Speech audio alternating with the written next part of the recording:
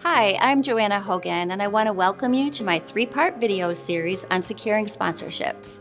I'm going to give you actionable strategies that you can put into place right away.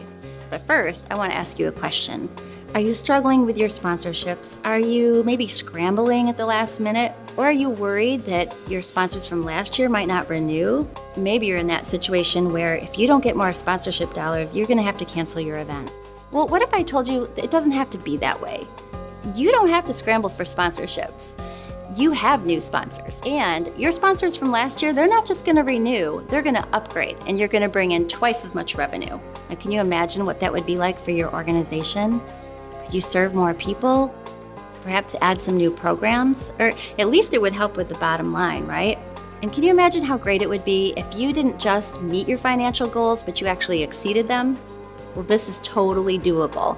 How do I know? Because I've been there. I've been in your shoes, and I know what it's like to have to rely on companies who will feel obligated to sponsor because of their relationship with you. And I remember what it's like trying to rack my brain and think of new benefits, and all I could come up with was more signage and more tickets.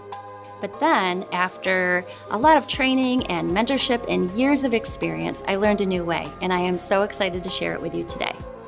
So in these next 3 videos, I'm going to help you change your perspective on sponsorships. Think about it a bit differently. I'm also going to help you change your approach and bring in a lot more money to support the great work that your organization does.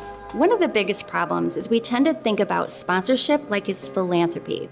Instead of co-creating custom benefits to help a company do more business, we end up asking for a donation. Well, that can be awkward and uncomfortable. It can leave us disappointed and often empty-handed. Now, don't get me wrong, there is corporate philanthropy, and let me give you an example.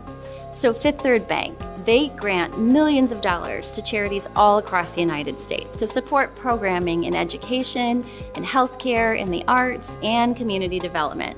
This is generous corporate philanthropy, and I am very grateful.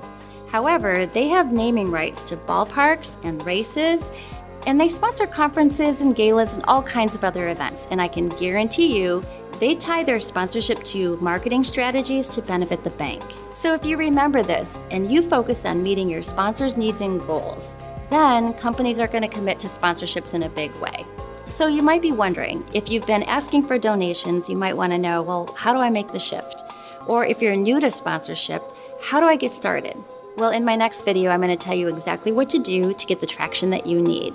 Meanwhile, I would love to hear your feedback, your comments. Just share them below or send me an email. I wish you all the best with your sponsorships. Bye for now.